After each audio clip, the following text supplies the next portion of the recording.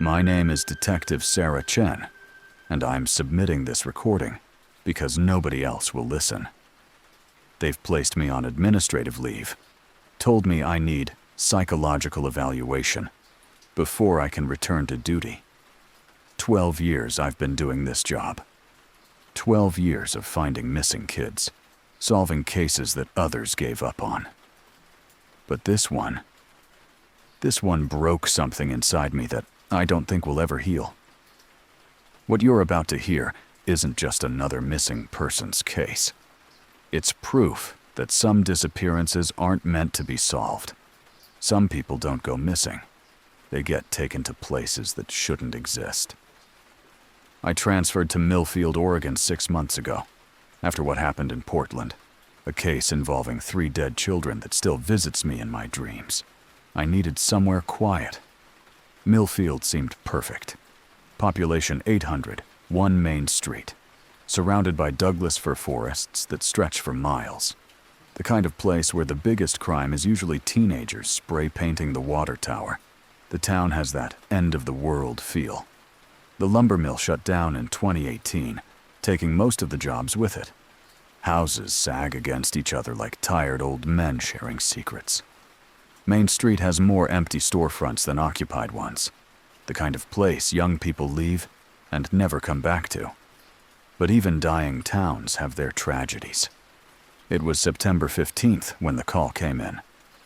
3 teenagers, Emma Rodriguez, Tyler Banks, and Mia Kowalski, had gone camping in the Cascade foothills and failed to return home. All honor students, all responsible kids. The type who text their parents every few hours and never miss curfew. Their parents found the campsite exactly as the kids had left it. 3 tents perfectly arranged in a triangle, food still sealed in coolers, car keys sitting on the dashboard of Tyler's Honda Civic. No signs of struggle, no indication they'd even tried to pack up and leave. It was like they'd simply vanished mid-conversation. The only unusual item was Emma's digital audio recorder. She was documenting their camping trip for a school project about Pacific Northwest ecology. The device was sitting on a log near their cold fire pit, still recording. When I checked the timestamp, my blood went cold. The recording was dated September 17th, 2 days in the future. I've been a cop long enough to know that digital devices malfunction. Timestamps get corrupted, dates get scrambled. I figured it was just a glitch. But when I played the recording back at the station, I realized we were dealing with something far worse than equipment failure. The first 10 minutes were completely normal. 3 teenagers setting up camp, laughing about Tyler's inability to start a fire, Emma narrating their activities for her school project. Day 1 of our camping expedition. Tyler's convinced he's Bear Grylls, but he's been trying to light that kindling for 20 minutes. Typical teenage banter. But at the 12-minute mark, Emma's voice dropped to a whisper. "Do you guys hear that singing?" I rewound that section a dozen times, turning up the volume, straining to hear what she'd heard. There was something there, faint, almost melodic, coming from deep in the forest. It sounded like a lullaby, but the words weren't in any language I recognized. At 18 minutes, all 3 teens were discussing it. Tyler's voice carried an edge of nervousness I hadn't heard before. Those lights, they're moving between the trees, following some kind of pattern.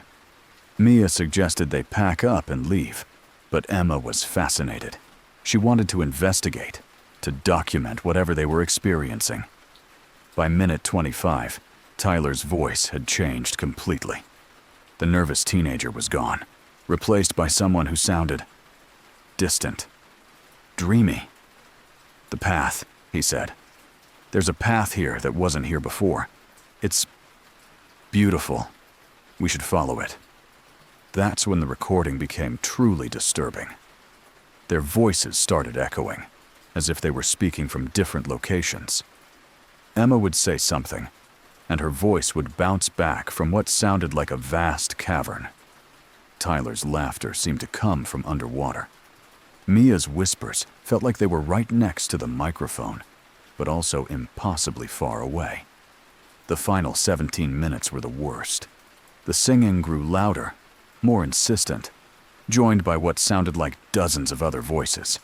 And threaded through that inhuman chorus were the desperate pleas of 3 teenagers calling for help. "Mom? Mom, can you hear me? I can't find the way back. The path keeps changing. Every time I turn around, it's different. Someone please help us. We're lost, and the singing won't stop." Their voices grew fainter with each plea, as if they were being pulled deeper into whatever had taken them. By the end of the recording, there was only the singing. Beautiful, terrible, and completely wrong. I spent weeks analyzing that recording. Had the audio sent to the state crime lab, consulted with digital forensics experts, even reached out to university researchers who specialized in audio analysis. Every test came back the same. The voices were authentic, no signs of editing or manipulation. The metadata showed something impossible. The recorder had captured audio from 12 different GPS coordinates across a 50-mile radius, all simultaneously. According to the data, Emma's device had been recording from locations that included the original campsite, the summit of Mount Hood, the bottom of Crater Lake, and 9 other spots scattered across Oregon, all at the same time. All while sitting on that log by their dead fire pit. But the worst discovery came when I decided to investigate those GPS coordinates myself. I drove to each location, hiking through forests and climbing rocky outcroppings, looking for any sign of the missing teenagers. At the 7th location, a remote clearing about 30 miles from their campsite, I heard it. The singing. It started faint, like the audio from Emma's recording, but grew louder as I stood there. And then I saw it. A path through the trees that definitely hadn't been there when I'd arrived. It was perfectly straight, cutting through underbrush that should have made passage impossible, lined with stones arranged in patterns that hurt to look at directly. Every instinct I'd developed in 12 years of police work screamed at me to turn around and leave. But I thought about those 3 kids, about their parents, who called the station every day asking for updates. I followed the path. It led me in a perfect circle back to my patrol car. I'm recording this confession because Emma's audio device is still active, still recording. Even though it's been sitting in our evidence lockup for 2 months, the memory card continues to fill with new audio files. 47 minutes became 53 minutes, then an hour and 18 minutes, then longer still. The singing never stops, and sometimes, late at night when I'm alone in the station, I hear new voices joining the chorus. Familiar voices. Last week, I found my own voice on the recording. Not my current voice.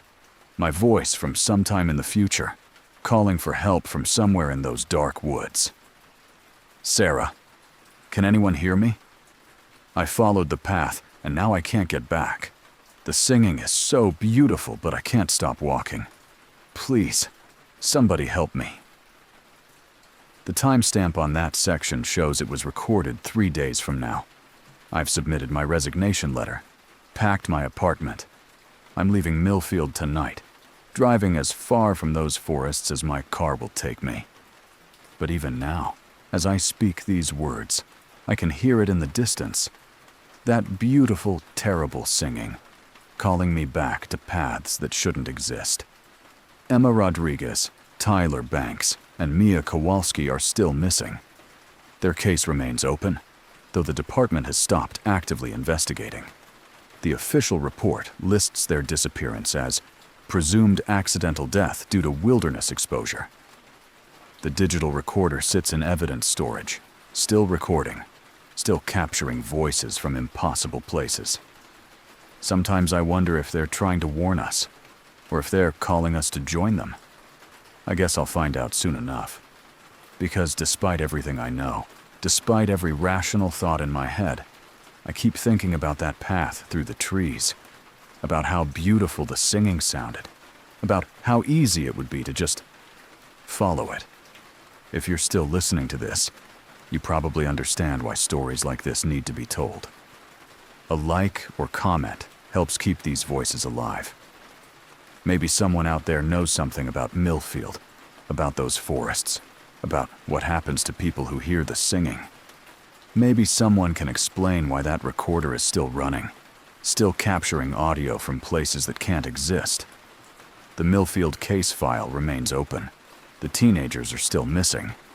And somewhere in the forests of Oregon, Emma's recorder is still documenting their impossible journey into whatever darkness claimed them.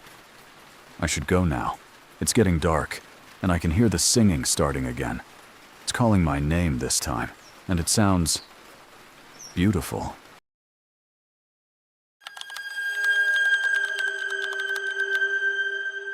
My name is Marcus Rivera, and I'm writing this testimony before I leave Hartwell, Nebraska forever. 28 years I've lived in this town, 6 of them working at the post office, and I thought I knew every secret these cornfields could hide. I was wrong. What I'm about to tell you will sound impossible, but I have the letters to prove it. Letters from people who've been missing for years, all postmarked with yesterday's date. Letters that arrive every morning in my sorting machine, written by the dead and the disappeared. If someone finds this account, don't come looking for me. Don't follow the irrigation lines. And whatever you do, don't trust the mail in Hartwell. Hartwell isn't the kind of place people write home about. Population 342 on a good day, surrounded by corn as far as the eye can see. Main Street consists of our post office, Maggie's Diner, the old Lutheran church, and half a dozen empty storefronts with faded for rent signs that haven't moved in years. The grain silos on the edge of town stand like metal monuments to better times, when farming could still support a family. I came back here 6 years ago after my father died, was studying computer science at UNL, had plans to move to Omaha, maybe Denver. But Mom needed help with the farm, and the post office was hiring. Small-town duty called, and I answered. Sometimes I wonder if that was my first mistake. Hartwell has always had a problem with people disappearing. Not the kind of disappearances that make national news. Just folks who wander off into the corn and never come back. 23 people over 15 years, according to the sheriff's records. Farmers checking irrigation lines. Teenagers taking shortcuts home from parties. Elderly residents who went for evening walks. The fields swallow them up, and we hold memorial services for empty caskets. Everyone has their theories. Wild animals, though we haven't had dangerous predators in decades. Accidents in grain bins, though no bodies are ever found. Most people just shrug and say it's the nature of living surrounded by thousands of acres of corn. Sometimes the maize claims its own. The first letter arrived 3 weeks ago, mixed in with the usual collection of bills and catalogs. I almost missed it because the handwriting was so familiar. Jenny Walsh, 1247 Oak Street. But Jenny disappeared in September 2019. Last seen walking toward the cornfields after a fight with her boyfriend. We'd held her memorial service 2 years ago.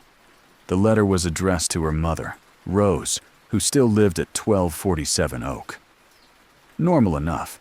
I deliver mail to families of the missing all the time, usually forwarded from old addresses or delayed packages from online orders. But the postmark showed yesterday's date, and the return address was simply Between the Rows, Hartwell, NE. I should have delivered it without reading it. Postal workers aren't supposed to open mail, and I'd never violated that trust in 6 years on the job. But something about Jenny's handwriting, so achingly familiar, made me steam open the envelope in the back room. Dear Mom, it began, I hope you're doing well, and that your arthritis isn't bothering you too much. I know you must think I'm dead, and I'm sorry for that. The truth is more complicated. I'm still in Hartwell, just displaced. The corn here never stops growing, Marcus. It's always September here, always harvest time. I can see our house sometimes, see you watering your garden, but when I try to walk home, the rows just lead deeper into the maze. My hands shook as I read that last line. She'd mentioned me by name, though the letter was addressed to her mother. It was like she knew I'd be the one to find it. After that first letter, they started arriving every day. Not all at once. They trickled in during my morning sorting, mixed with legitimate mail like they belonged there. Letters from Tom Richardson, who disappeared in 2018. From the Kowalski twins, gone since 2015. From Sarah Martinez, who vanished just last year while jogging the dirt roads around Section 12. Every letter bore a current postmark. Every return address read "Between the Rows," and every single one described the same impossible place. They were all trapped in what they called the eternal corn maze, where the stalks grew higher than telephone poles, and the paths changed when you weren't looking. Where it was always late September, always harvest time, with that golden afternoon light that photographers love and farmers fear. They wrote about hearing their names whispered by the corn silk, about seeing lights moving between the rows at night, about a figure in overalls who tended the maze but never spoke. "We can see the town sometimes," wrote Tom Richardson, "like looking through windows that open and close. I watched you deliver mail to my old house yesterday, Marcus. Watched my wife Helen cry over the insurance papers. I tried to call out, tried to run toward home, but the maze just rearranged itself. The rows became walls, and the walls became prison." The letters grew more desperate as the days passed. Sarah Martinez described how they'd found each other in the maze, how they'd tried to work together to find an exit. But the paths led them in circles, or opened onto impossible vistas.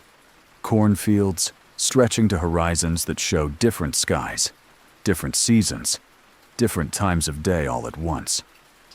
"The man in overalls visits us sometimes," Jenny wrote in her third letter. "He never talks, just nods and tends to his corn. His face is old. Older than the town, older than the fields.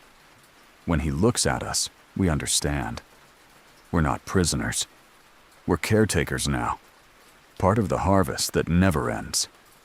The worst part was that no one else could see the letters.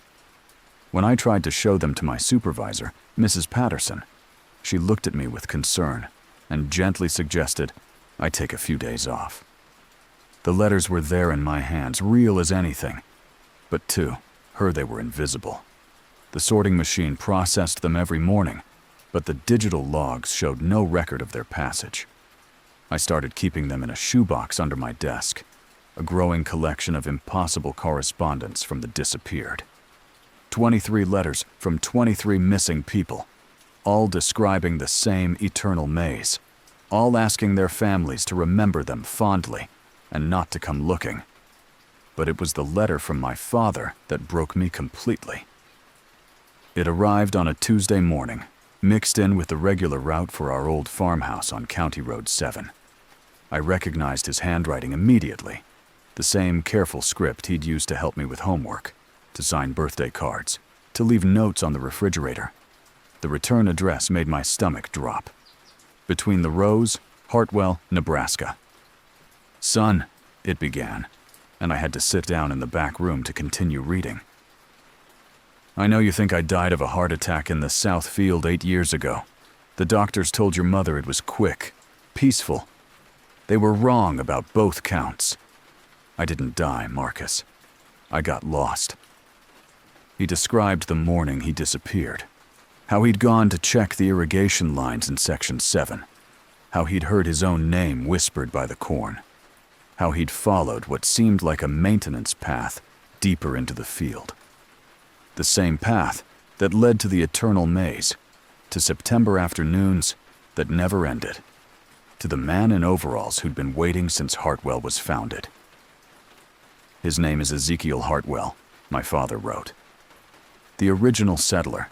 He made a deal in 1892, eternal harvest, in exchange for eternal caretakers. Every generation, the maze claims a few souls. We tend his corn, and Hartwell prospers. The town survives because we remain lost." But the worst revelation was yet to come. My father wrote about watching me grow up from between the rows, seeing me graduate high school, go to college, come home after his supposed death. He'd been trying to warn me away from the maze, but his letters never reached me. Not until now. I can see you reading this, son. Right now, in the post office back room, with that shoebox of letters you think no one else knows about. The maze is calling you, isn't it? You've been hearing whispers when you sort the mail. You've been thinking about Section 7, about the old irrigation lines, about paths that might lead to answers. I looked up from the letter, heart pounding. The back room was empty, but I felt watched. Through the small window, I could see the cornfields in the distance, golden stalks swaying in the afternoon breeze. That's when the final letter arrived. Not delivered with the morning mail, but simply appearing on my desk as I read my father's words. The handwriting was mine. Marcus, the letter in my own handwriting began. I tried to warn you. I'm writing this from between the rows, one day in the future from when you're reading it. I tried to stay away from Section 7, tried to ignore the whispers, tried to pretend the irrigation lines were just irrigation lines. But I had to know. I had to find Dad.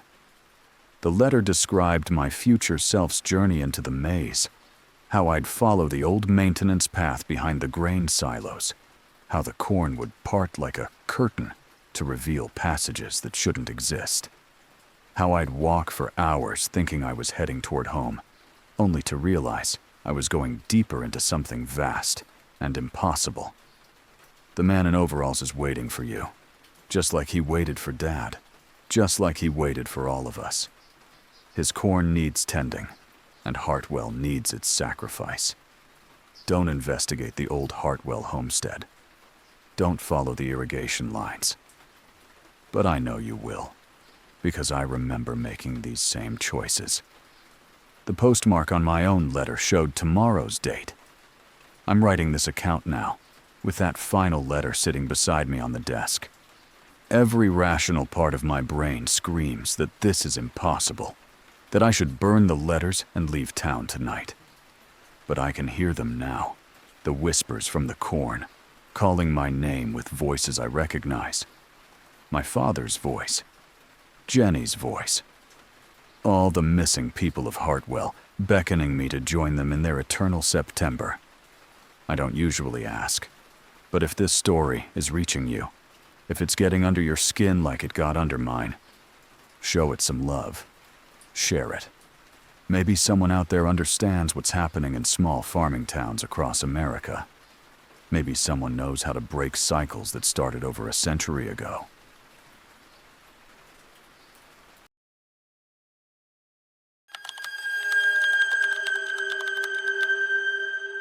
This is Rebecca Thompson, and I'm recording this testimony on my phone because nobody will listen to what I have to say. Tomorrow is my last shift at Riverside General Hospital. 8 years I've worked these halls, 8 years of night shifts and skeleton crews and the kind of quiet that only hospitals know. But for the past 3 months, I've been documenting something that shouldn't exist. Room 237 has been admitting patients who died years ago, missing people who don't remember being gone, lost souls who slip away before morning comes. I'm a nurse, not a ghost hunter, but what I've seen has shattered everything I thought I knew about life and death. If something happens to me tonight, if I don't make it to morning, someone needs to know the truth about room 237. Riverside General sits on the banks of the Ohio River in Wheeling, West Virginia, like a concrete monument to human suffering. Built in 1967 on the foundation of the old Riverside Psychiatric Asylum, it carries the weight of both institutions in its bones. The basement still has cells with barred windows. The third floor echoes with footsteps that don't belong to anyone living. And room 237 has always been different. I started working here right out of nursing school, fresh from my Army medic training in Afghanistan. Thought I'd seen enough trauma overseas to handle anything civilian medicine could throw at me. The night shift suited me. Fewer administrators, smaller staff, the kind of autonomy that let me actually help people instead of drowning in paperwork. For 7.5 years, it was exactly what I needed. The hospital transforms after midnight. Day shift leaves with their chatter and clipboard sounds, and something older settles into the corridors. The fluorescent lights flicker more often. The elevators stop at floors nobody pressed. Patient call lights blink in empty rooms, and the ancient PA system crackles with static that almost sounds like whispers. Room 237 sits at the end of the north wing, past the supply closets and abandoned administrative offices. It's a single-occupancy room with no windows, just institutional green tile and the smell of disinfectant that never quite covers something else. Something earthier, older. Equipment malfunctions there constantly. Fourth pumps alarm for no reason. Heart monitors flatline, then resume normal rhythm. Patients assigned to that room report nightmares so vivid they refuse to sleep. Most of the night staff avoid 237 when possible. We joke about it being haunted, blame the weird incidents on the old asylum foundation, and try to keep it empty whenever census allowed. But 3 months ago, that became impossible. It started with the computer system showing 237 as occupied, when I knew it was empty. I'd walk by during my rounds, see the dark room, check the patient board, and find a name I didn't recognize listed for that bed. When I asked the charge nurse about it, she'd look at me strangely and insist the room was unoccupied, had been all night. But I started paying closer attention, started keeping notes in a small journal I hid in my locker. Because even if the computer said the room was empty, even if my colleagues couldn't see what I was seeing, the patients were real, and they needed help. The first patient I documented was James Morrison, 45 years old, admitted with confusion and disorientation. I found him sitting on the edge of the bed in 237, around 2 a.m., wearing a hospital gown that was somehow already properly tied, his chart already hanging from the door hook. He looked exactly like any other confused patient, middle-aged, slightly overweight, asking for his wife in that lost way people do when they wake up somewhere unexpected. "Where's Linda?" he kept asking. "She's supposed to pick me up from work. I was walking to my car after my shift, and now I'm here. Where's my wife?" I tried to comfort him, explained he was in the hospital, asked about his symptoms. He couldn't remember feeling sick, couldn't remember coming to the emergency room. The last thing he recalled was leaving the steel mill in Pittsburgh, where he worked maintenance. That was 2 weeks ago.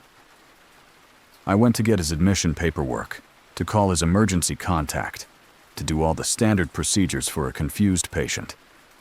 But when I returned to room 237 15 minutes later, James Morrison was gone. The bed was empty, the chart was missing, and the computer showed no record of his admission. It wasn't until I got home and started searching missing person reports online that my blood went cold. James Morrison had been reported missing from Pittsburgh, exactly 14 days earlier. Last seen leaving his job at the steel mill. His wife, Linda, had been pleading on social media for any information about his whereabouts. The second patient was Sarah Kim, 23, missing from Columbus, Ohio for 6 days. I found her in room 237 during my 3 a.m. rounds, pacing back and forth in her hospital gown, muttering about being late for work. She was a graphic designer, she told me, worked at a small agency downtown, had never been sick a day in her life. "I'm supposed to be at work," she kept saying. "My boss is going to fire me. I just stepped outside for coffee and now... How did I get here?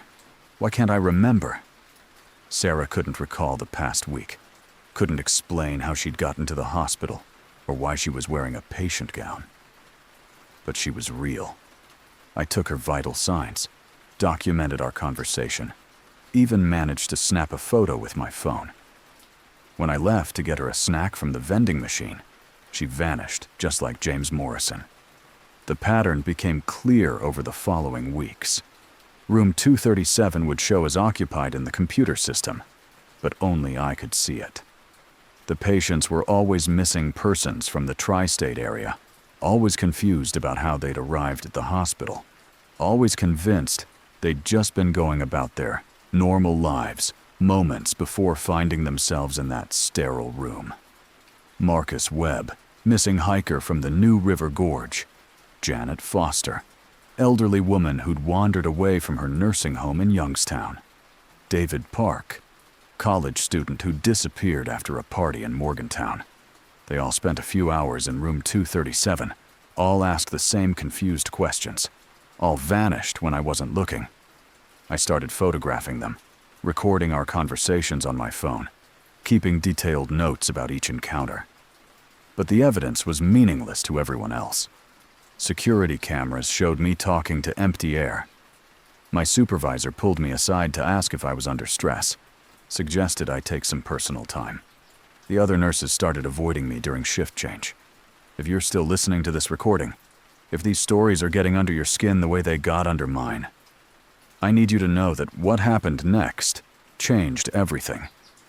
A like or comment helps keep these voices alive, helps make sure someone remembers the missing people who passed through places like room 237.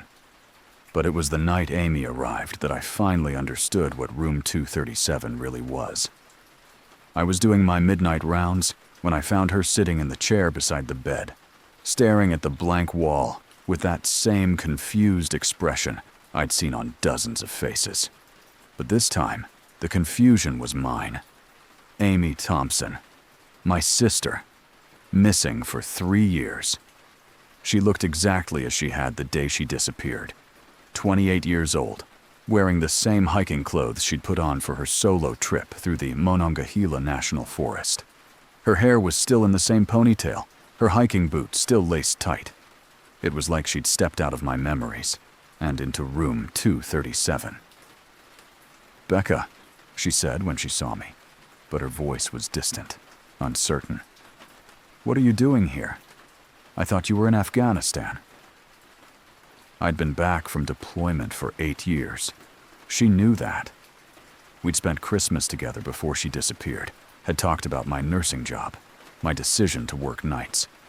But to Amy, it seemed like no time had passed at all. "I need to get back to the trail," she kept saying. "I got lost in the fog, but I think I can find my way back now. The fog is lifting."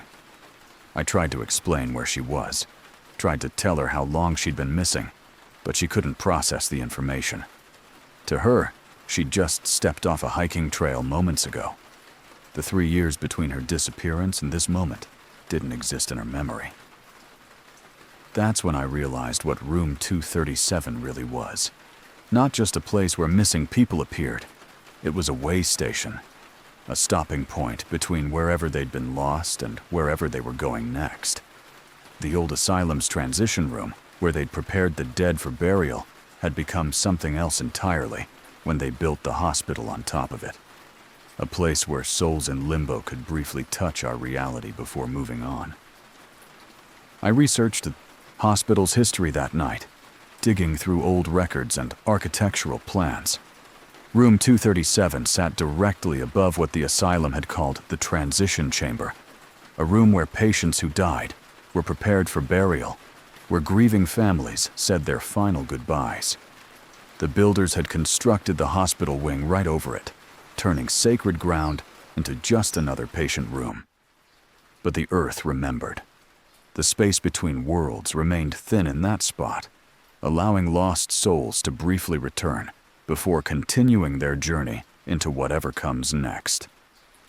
Amy was fading as dawn approached, becoming translucent around the edges, her voice growing distant. I faced an impossible choice. Let her disappear again, accept that she belonged to whatever liminal space had claimed her, or try to keep her here in room 237, try to anchor her to our reality. I chose to fight for her. I barricaded the door, turned off the lights, held Amy's hand, as she grew more and more confused about where she was. But fighting against the natural order of things comes with a price. The room grew cold, then hot, then filled with shadows that moved independently of any light source. Amy's grip on my hand became painful, then burning, then something that felt like ice and electricity combined. "I have to go back to the trail," she whispered as the sun began to rise. "The fog is lifting, Becca. I can see the path now. I can see where I'm supposed to be." But I wouldn't let go. Couldn't let her disappear again. Not after finding her. Not after 3 years of wondering what had happened. I held her hand tighter, begged her to stay, tried to pull her back into our world through sheer force of will. The recording cuts off there.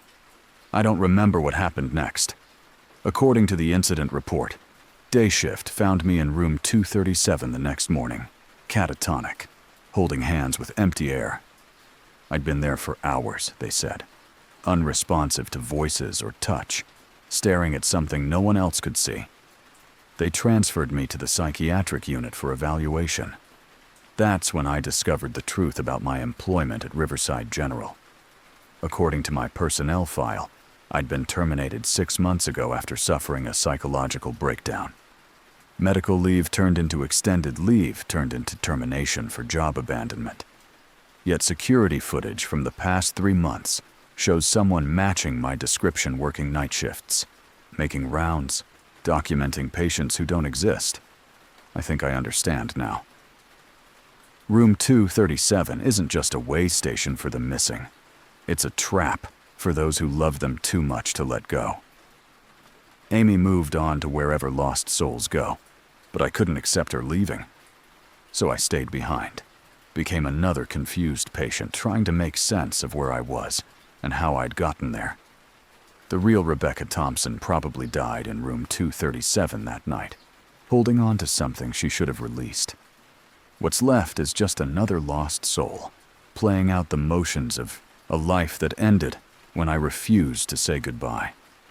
I'm still working nights at Riverside General, still documenting patients in room 237, still trying to help people who exist between worlds. But now I understand why the computer systems don't recognize me, why my colleagues can't see me, why the other nurses avoid me during shift change. Some missing persons cases are never solved because the missing don't want to be found. They've found their place in the spaces between reality, in rooms built over sacred ground, in the thin places where love becomes obsession and obsession becomes imprisonment. If you work in healthcare, if you've ever felt like you were talking to empty air, if patients disappear from your care without explanation, check your employment records.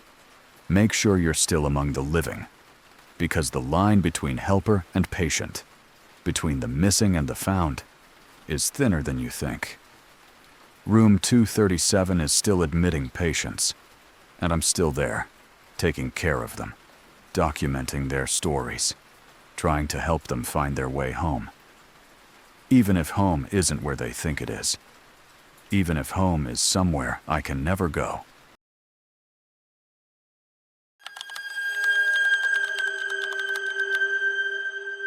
This is Senior Park Ranger David Kowalski, and this will be my final report after 15 years at Blackwater Falls State Park. I'm submitting my resignation due to what the administration calls irreconcilable differences with park protocol. But that's just bureaucratic speak for the truth they don't want to acknowledge. For the past 6 months, I've been documenting something that defies every rational explanation I can offer. Hikers have been disappearing at an alarming rate, but they're not being taken. They're choosing to vanish. I have the footage to prove it. What you're about to hear isn't just another missing persons case. It's evidence of something ancient that still calls to the lonely, still demands its tribute from those who venture too close to waters that have been hungry for centuries. Blackwater Falls State Park covers 2,358 acres of some of the most rugged terrain in West Virginia. The centerpiece is the waterfall itself, a 57-foot cascade that drops into a gorge so deep that sunlight barely touches the bottom. The Blackwater River runs dark as strong coffee, stained by tannins from centuries of fallen leaves, and it moves with a current that seems almost alive. I've been the senior ranger here for 15 years, ever since I finished my search and rescue certification, and decided I wanted to help people enjoy the wilderness safely. Before that, I spent 8 years with the county emergency response team, pulling bodies out of rivers and ravines, searching for lost hunters and missing children. I thought I'd seen every way the mountains could claim a person.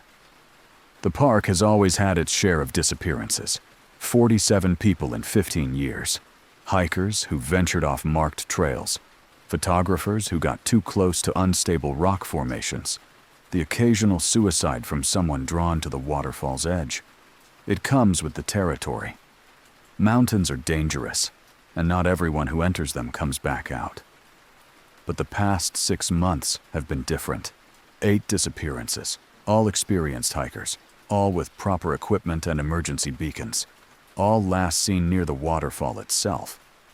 What makes these cases unusual isn't just the frequency, it's what they left behind.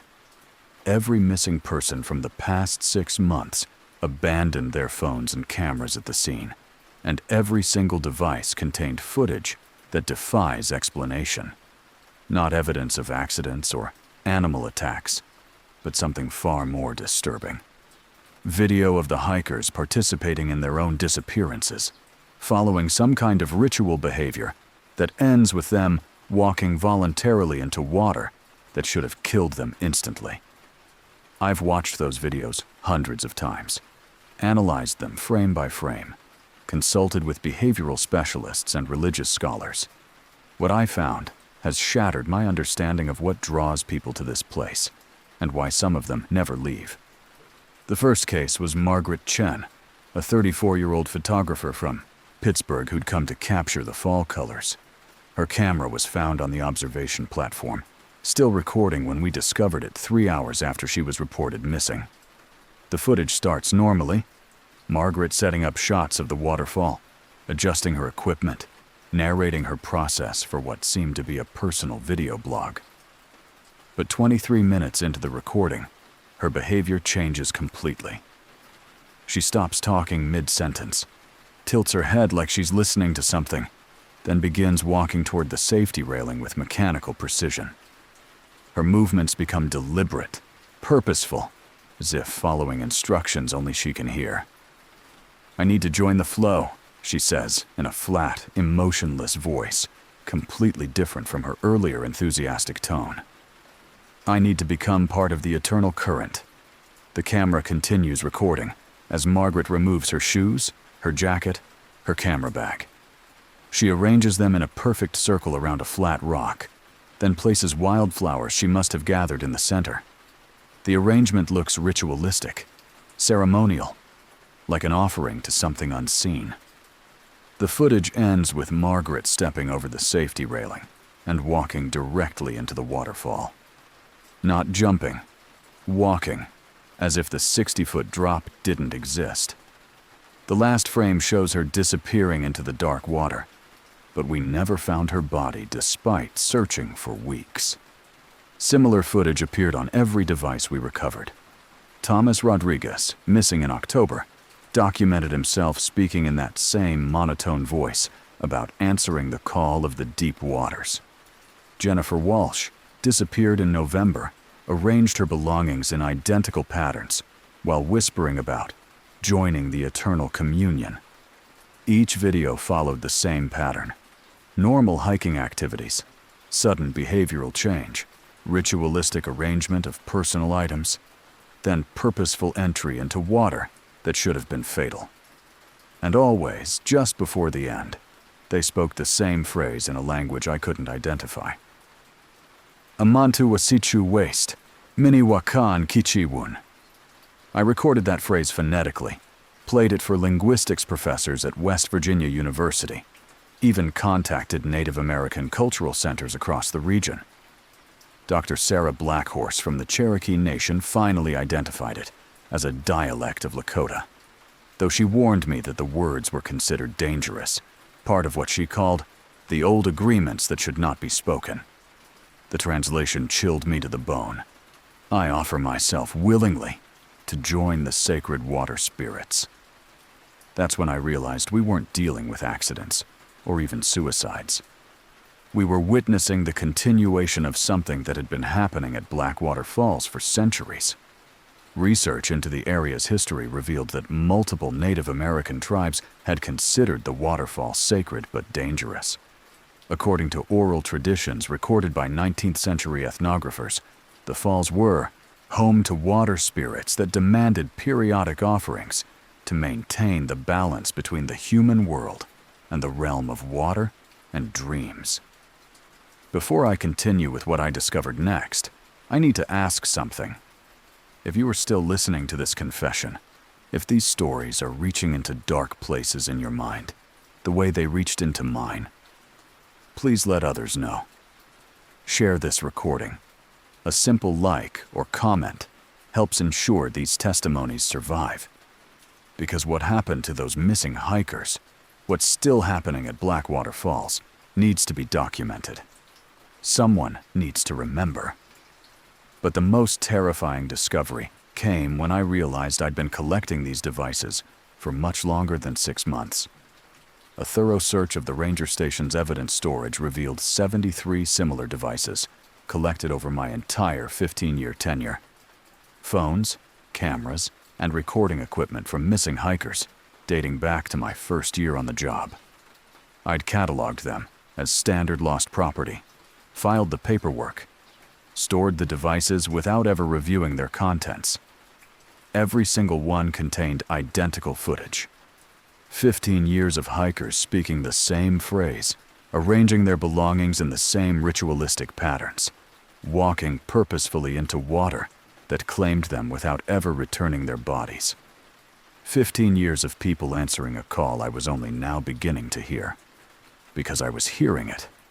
Standing at the waterfall's edge during my daily patrols, I'd catch myself listening to something beneath the roar of falling water. A melody, almost like singing, that seemed to come from the depths of the gorge itself. At first, I attributed it to auditory pareidolia, the brain's tendency to find patterns in random noise. But the song was getting clearer, more insistent. I started finding myself at the waterfall during off hours, drawn there by dreams I couldn't quite remember. Standing on the observation platform in the pre-dawn darkness, watching the water flow, feeling an inexplicable urge to step closer to the edge. The safety railing seemed increasingly like a barrier, keeping me from something important, something I needed to understand. 3 weeks ago, I discovered footage on my own phone that I didn't remember recording. Video of myself walking toward the waterfall in that same mechanical fashion I'd seen in dozens of other recordings. My own voice, flat and distant, speaking words I didn't remember saying. "The water calls to those who are ready," my recorded self said. "The spirits have been patient, but patience has limits. The old agreements must be honored." I was sleepwalking to the falls, or something deeper than sleepwalking. Some part of me was answering the same call that had claimed 47 people over 15 years, preparing to fulfill the same ancient compact that demanded willing offerings from those who lingered too long near sacred waters. The final piece of the puzzle came from historical records I found in the county archives. Blackwater Falls had been a site of ritual sacrifice long before European settlers arrived. Multiple tribes had brought offerings there, not just of food or crafted goods, but of willing human participants who volunteered to join the water spirits in their underwater realm. The practice had continued sporadically even after colonization, hidden beneath the surface of disappearances that were blamed on accidents or wilderness hazards. But the water spirits were patient, and they adapted to changing times. Instead of formal tribal ceremonies, they began calling directly to individuals who spent time near the falls, drawing them into voluntary participation in rituals as old as the mountains themselves. I'm leaving this recording at the ranger station because I won't be returning from tonight's patrol. The call has become too strong to resist, and I finally understand why those 47 people chose to answer it. The water spirits don't take the unwilling. They call to those who are ready to become something more than human, to join an eternal flow that connects all things. My personal effects are arranged according to the old patterns. My ranger badge, my radio, my service weapon, placed in a circle around wildflowers I gathered from the meadow above the falls. The offering is prepared, and the moon is in the proper phase for transition between worlds. I can hear the singing clearly now, rising from the depths of the gorge like a choir of voices that span centuries. Every person who ever answered the call, every willing offering who chose to join the eternal current, welcoming newcomers to their underwater realm where time moves differently, and death is just another word for transformation. Wait, something's wrong. I'm already here. I'm standing waist deep in the Blackwater, and I don't remember walking into it. The water is warm despite the October chill, and it's pulling at me gently, inviting me deeper. How long have I been talking? How long have I been walking? The phone is waterproof. It's still recording even as the dark water rises around my chest. I can see the observation platform above me, can see my ranger truck parked in the lot, can see the world I'm leaving behind. But it feels distant now, like something viewed through thick glass. Amantu wasichu waste, mini wakan kichi wun. The words come naturally, spoken by dozens of voices including my own. The phrase echoes off the gorge walls, harmonizing with the eternal song that rises from depths no living person has ever measured. The water is around my shoulders now. Soon it will close over my head, and I'll join the others in whatever realm exists beneath Blackwater Falls. We're not lost. We're transformed. We're not missing. We're exactly where we chose to be. Someone will find this phone in a few days. They'll listen to this recording, maybe investigate the pattern of disappearances, possibly even hear the call themselves if they spend too much time near the water's edge. The cycle will continue because it must. The old agreements require willing participants, and the water spirits are patient enough to wait for those who are ready. My name is David Kowalski. I was senior park ranger at Blackwater Falls State Park for 15 years. I helped people explore the wilderness safely, and I searched for those who didn't make it home. Now I understand that some of them did make it home, just not to the homes they expected. The water is over my head now, but I can still breathe. The current is carrying me deeper, toward lights that pulse like heartbeats in the underwater darkness. I can see the others waiting. Margaret with her camera, Thomas with his hiking gear, Jennifer with flowers still woven in her hair. 47 people who answered the call over 15 years, and countless others who came before them. We are the guardians of the sacred waters now. We are the voices that sing to the lonely, the melody that calls to those who are ready to leave the surface world behind. We maintain the old agreements, ensure the balance between human ambition and natural forces that preceded civilization by millennia. If you visit Blackwater Falls, if you find yourself drawn to the water's edge, if you hear singing beneath the roar of the waterfall, remember that some calls are meant to be answered. Some disappearances are transformations.